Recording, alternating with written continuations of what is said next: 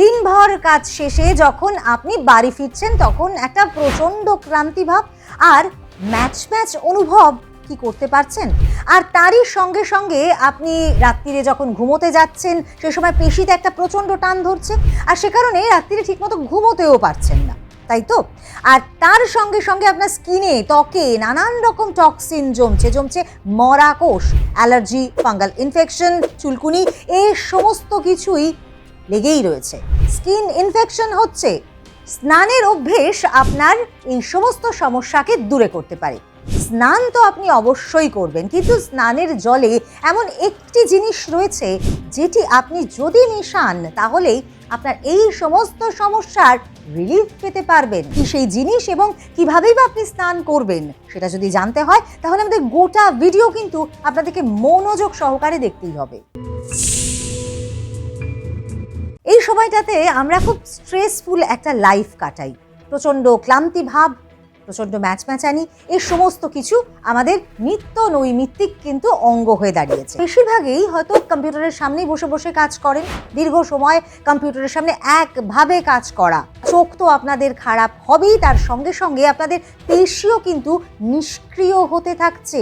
এবং এই যে দীর্ঘক্ষণ বসে বসে কাজ করার ফলে আপনি যখন উঠছেন, আপনি যখন হয়তো চলাফেরা করছেন তখন একটা অচলতা বা একটা নিষ্ক্রিয়তা অনুভব করছেন। কি মানে চলাফেরা করতে একটু অসুবিধে হচ্ছে, কি অনেক সময় আপনার পেশিতে টান ধরছে, আপনি সেভাবে খুব রিল্যাক্সভাবে হাঁটা চলাও করতে পারছেন না।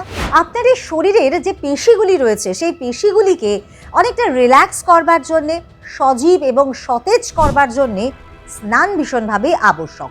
কিন্তু স্নান শুধুমাত্র এমনি জলে স্নান নয়, স্নানের জলে আপনাকে মেশাতে হবে খুব চেনা, খুব পরিচিত এমন একটি জিনিস যেটি কিন্তু আপনার রান্নাঘরেই রয়েছে, যেটি ছাড়া আপনার রান্না একেবারে ইনকমপ্লিট। রান্নার স্বাদ না কোনোভাবেই কিন্তু সম্ভব নয় নুন ছাড়া। আর এই নুন যদি আপনি স্নানের জলে মেশান তাহলেই আপনার যেমন পেশি অনেক বেশি সতেজ হয়ে উঠবে, দীর্ঘদিনকার ব্যথা যন্ত্রণা থেকেও কিন্তু আপনি রিলিফ পেতে পারবেন। এমনকি আপনার যে নার্ভ রয়েছে সেই নার্ভ কিন্তু অনেকটাই সতেজ হবে। রাত্রিরে ভালো মতো করে ঘুমোতে পারবেন। আপনি লক্ষ্য করে দেখবেন আপনার ত্বকের উপর একটা কালচে ভাব লক্ষ্য করা যায়। যেই জায়গাটা এক্সপোজড এরিয়া রয়েছে, যে জায়গাটা বাইরে খোলা অংশটি রয়েছে, সেই সমস্ত জায়গায় কিন্তু প্রচণ্ড একটা ধুলো, ময়লা অর্থাৎ টক্সিন জমতে শুরু করে। আর যখন আমাদের শরীরের ভেতর থেকে ঘাম বেরোতে যাচ্ছে, ভেতর থেকে যখন টক্সিন রিলিজ করছে, তখন কিন্তু ওই ধুলো ময়লায় সেটা আটকে যাচ্ছে। আর আটকে যাওয়ার ফলে কি হচ্ছে না, আটকে যাওয়ার ফলে কিন্তু আপনার ত্বকে চুলকুনি, র্যাশ, স্কিন অ্যালার্জি, এই সমস্ত কিছু দেখা যাচ্ছে। নুন জলে আপনি স্নান করবেন। স্নান করলে কিন্তু আপনার এই ত্বকের ওপরকার যে ধুলো ময়লা সেটা কিন্তু বেরিয়ে যাবে, অনেকটাই এক্সফোলিয়েটারের কাজ করে থাকে। অর্থাৎ আপনি যখন স্নান করছেন তখন একটু 10 থেকে 15 মিনিট আপনি স্নান করছেন এবং ভালো করে একটু ঘষে যখন স্নান করছেন, আপনার শুধুমাত্র যে ধুলো ময়লা যাচ্ছে এমনটা কিন্তু নয়, আপনার শরীরে জমে থাকা মরা কোষ, সেই মরা কোষ দিনের পর দিন জমতে থাকে। আর সেই জমে থাকা মরা কোষ কিন্তু এক্সফোলিয়েশনের মাধ্যমে বাইরে বেরিয়ে যায় বা এক্সফোলিয়েশনের মাধ্যমে সেটা দূরে যায়। আর সেটা কিন্তু নুন জলে স্নান অবশ্যই করতে পারে। তার ফলে আপনার ত্বক অনেক বেশি, আপনি একটু হালকা অনুভব করবেন, একটু সতেজ অনুভব করবেন, আপনার ত্বক হবে অনেক সুন্দর এবং ছকছকে। এবার অনেকেই দেখবেন প্রচণ্ড ঘাম হচ্ছে, আর ঘাম হওয়ার কারণে শরীরে দুর্গন্ধ। হ্যাঁ, গরমকালে এই সমস্যাটা ভীষণভাবেই থাকে, কিন্তু দুর্গন্ধ দূর করতেও এই লবণ জল দিয়ে স্নান করার অভ্যেস আপনার ক্ষেত্রে অনেকটাই উপকারী হতে পারে। নুনের মধ্যে থাকা অ্যান্টিব্যাকটেরিয়াল প্রপার্টি আপনার শরীরের পিএইচ ব্যালেন্সকে কিন্তু অনেকটাই নিয়ন্ত্রণ করে। তার ফলে যাদের স্কিন ইনফেকশন হওয়ার একটা সম্ভাবনা রয়েছে বা স্কিন ইনফেকশন যাদের হয় ঘন ঘন, তারা যদি নুন জলে স্নান করেন তাহলে কিন্তু সেখানকার যে জীবাণু সেটা কিন্তু একেবারে নষ্ট হয়ে যায়। তার ফলে এর মধ্যে থাকা অ্যান্টিব্যাকটেরিয়াল প্রপার্টি স্কিনকে কিন্তু ভালো করতে বা রিপেয়ার করতে সাহায্য করে। অনেকেই সর্দি কাশিতে ভুগে থাকেন, শুধুমাত্র শীতকালে নয় বা শুধুমাত্র গ্রীষ্মকালে নয়, সারা বছর ভর নাক দিয়ে জল পড়ছে আর কাশি হচ্ছে শুকনো।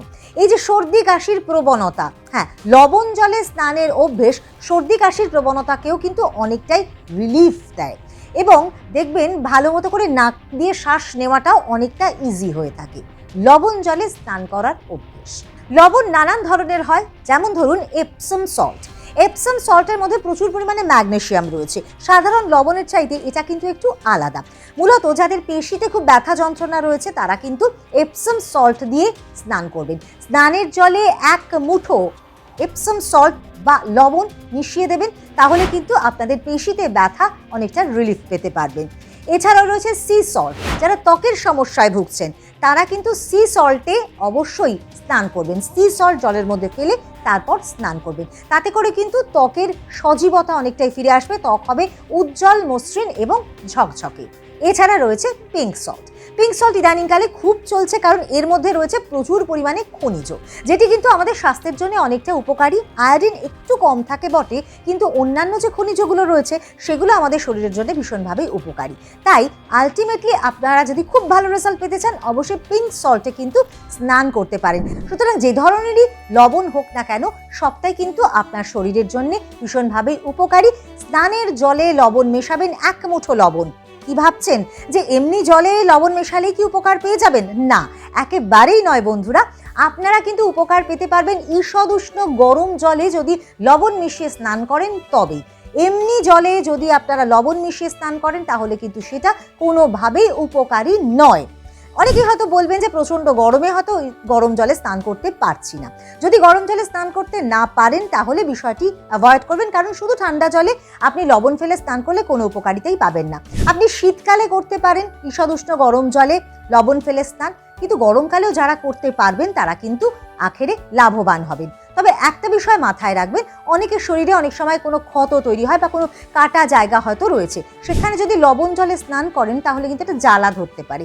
আর লবণ জলে যখন স্নান করছেন মাথায় রাখবেন চুলের মধ্যে কিন্তু লবণ জল একেবারেই দেবেন না, কারণ তাতে কিন্তু চুল অনেকটা ড্রাই হয়ে যায়। আর যদি কোনোভাবে হয়তো চুলের মধ্যে এই লবণ জলটা লেগে গেল, আপনারা কিন্তু অবশ্যই অতি দ্রুত সেটাকে এমনি জলে বা পরিষ্কার জলে ধুয়ে ফেলবেন, নইলে আপনার চুলে ড্রাইনেস থাকবে।